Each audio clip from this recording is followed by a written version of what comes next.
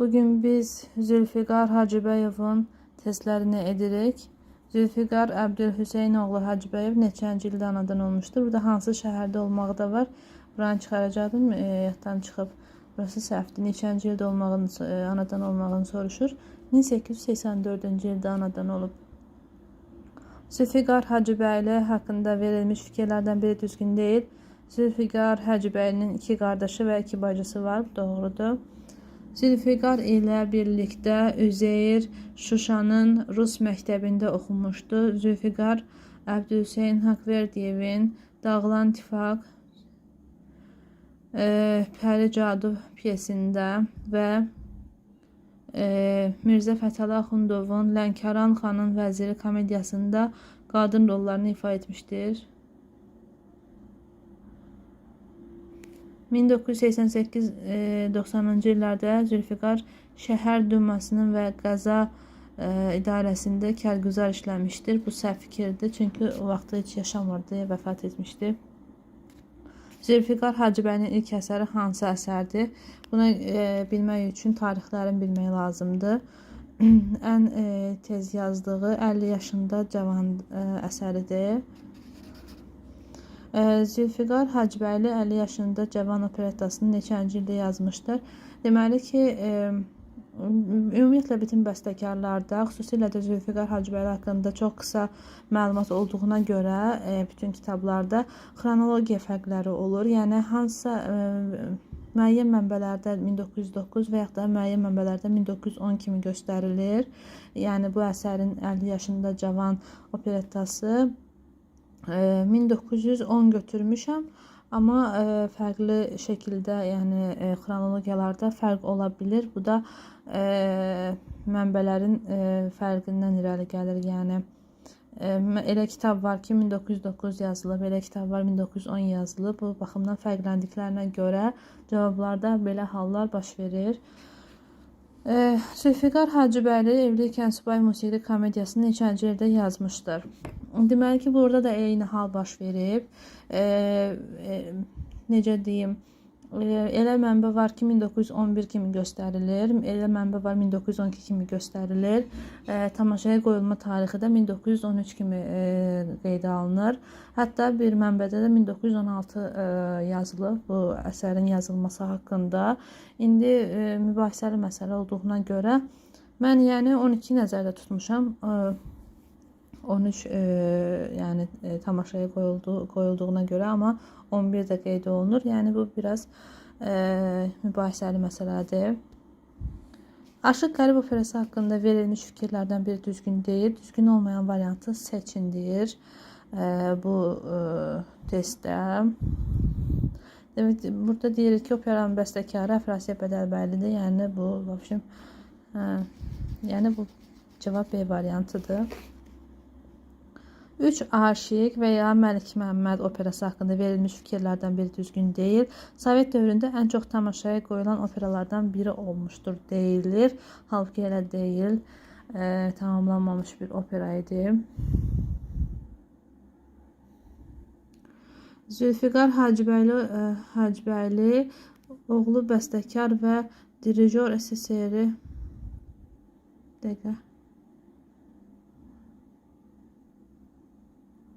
Zülfiqar Hacıbəyov bəstəkar və dirijor SSR xalq artisti Niyazi ilə, oğlu bəstəkar və dirijor SSR xalq artisti Niyazi ilə birlikdə Almaz kinofilmindən musiqini neçənci ildə yazmışdır? Fikrim dağıldı, bir anlıq sualı oxuya bilmədim. Baxaq variantları: 1929, 1936, 1938-ci il, 1943-cü il. Deməli ki, burada 1936-cı ildir cavab. Deyir ki, yəni Niyazi ilə nə vaxt yazıb da bu kinofilmə musiqini? Zülfiqar Hacıbəyli haqqında verilmiş fikirlərdən biri düzgün deyil. Düzgün olmayan variant hansıdır? Deyir sualda. Baxırıq variantlara. Zülfiqar Hacıbəyli Zakir Bağırovla birgə Azərbaycanda Sovet hakimiyyəti qurulmasının 30 illiyinə həsr olunmuş kantata yaradır. Bəstəkarın şəxsi arxivində onda elə, indi belə yarış, kişidə sevgi bir olar, evlənirəm, mən ağlaram, o gülər, biçara xavər, Məşədi Xudunun Məişət Həyatı adlı operetalarının librettoları və musiqi eskizləri tapılmışdır deyir. C variantında deyir ki, C variantında deyir, bəstəkarın arxivində tamamladığı Nüşabə operası tapılmışdır. Nüşabə operası tamamlanmamış opera idi. Bu variant səhv variantdır. Ona görə qeyd olunur. Burada deyir ki, bəstəkarın arxivində onun Nizaminin İskəndərnamə poemasının motivləri əsasında Abdullah Şaiqin yazdığı librettoya Nüşabə operası üzərində işlədiyi göstərən çoxlu materiallar tapılmışdır. Yəni bu demək ki, hələ tamamlanmayıb. Ona görə C variantı düzdür.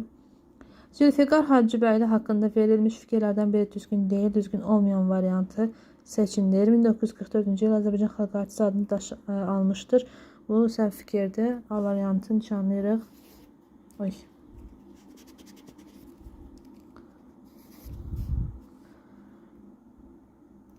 Bizim elin yaz yağışı, nəzər sal sevgilinə, yaz yetişdi, Novruz gəldi, bizim eldə ördək də var, qaz da var, oxu bülbül, fəğan etmə. Verilmiş bu mahnılar Zülfiqar Hacıbəylinin hansı əsərində istifadə olunmuşdur, deyir sualda.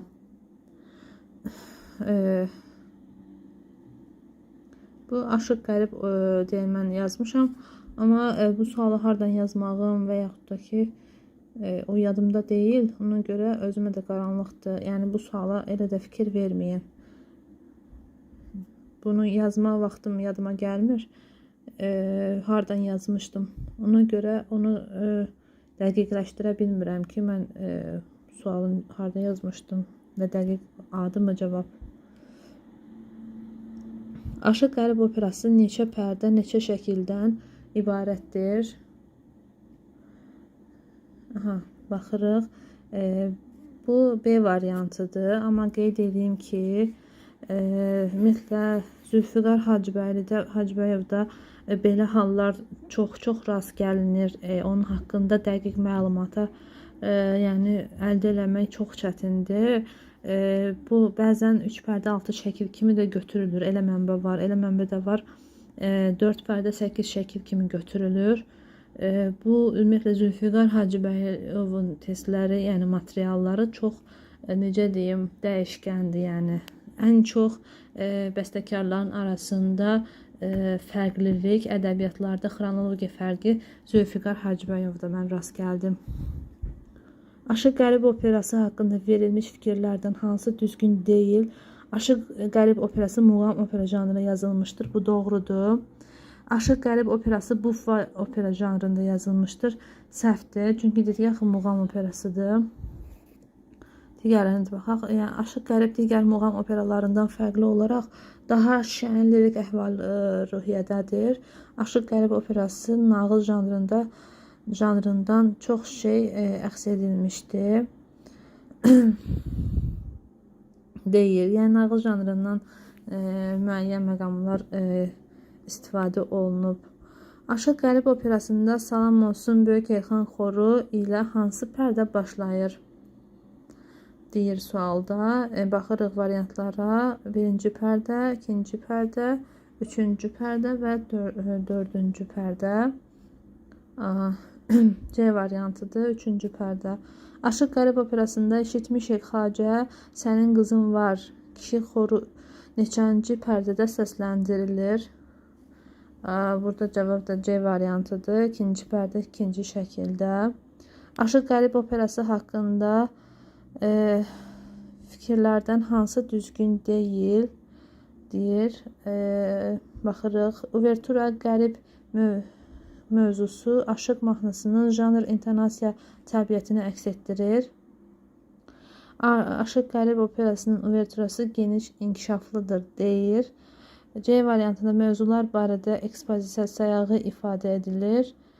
Uverturada xalq mahnısı tərzli ikinci mövzu sadə cüssəli formadadır. Burada cavab B variantıdır. Deyir ki, geniş inkişaflıdır deyir. Xeyr, geniş inkişaflı deyil. 17-ci sualda deyilir. Verilmişdir. Əsərlərdən hansı Zülfiqar Hacıbəylinin yazdığı musiqi komediyadır? Kəndçi qız deyir. Nüşabə, Cəngi, 11 yaşlı arvad. Cavab D variantıdır. Sonra deyir ki, verilmişdir əsərlərdən biri Zülfiqar Hacıbəylinin vokal əsəri deyil. Burada Nüşabə yarımçıq qalmış opera idi.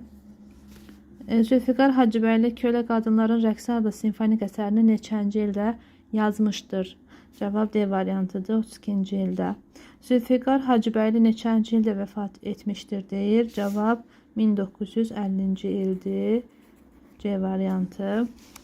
Dediyim kimi Zülfiqar Hacıbəylinin xronologiya fərqləri yəni ən çox rast gəldiyim fərqlərdəndir. Yəni digər bəstəkarlarda bu qədər fərq olmur. Nəyə görəsə Zülfiqar Hacıbəylidə mən daha çox rast gəldim. Bəlkə də nə bilim daha çox tədqiq olunmağa ehtiyacı var və yaxud da bilmirəm. Şəxsən bu hansı sual idi? Baxın bu sual evlikən subay və 50 yaşında cavan, yəni 50 yaşında cavan xüsusilə 1909, 1910 və 1916 olaraq qeyd olunur. Bu da 1911-12 olaraq qeyd olunur. Yəni dəqiq olaraq yəni bu əsərlər nə vaxt yazılıb? Yəni mən şəxsən çox tərəddüddə qaldım. Yəni hamısı da istifadə olunan ədəbiyyatlar, yəni necə deyim, kitabxanalarda, konservatoriya, akademiyada istifadə olunan kitablardır və aralarında fərq var. Bunu da yəni dəqiqləşdirmək lazımdır arxivlərə baxaraqdan, amma arxivlərə yəni bu dəqiqə mən necə baxım? O da biraz çətin məsələdir. Bu sualların dəqiq tarixlərini, dəqiq mənbələrdən bilən varsa, çox xahiş edirəm, yorumlara yazın. Bu iki əsərin şəxsən cavabı nədir? 50 yaşında cavan nə vaxt yazılıb? Evlikən subay nə vaxt yazılıb? Bu əsərlərin xronologiyası həqiqətən mənə də çox lazımdır və bilməliyəm. Niyə görə 3 tarix verilir bu və fərqli-fərqli.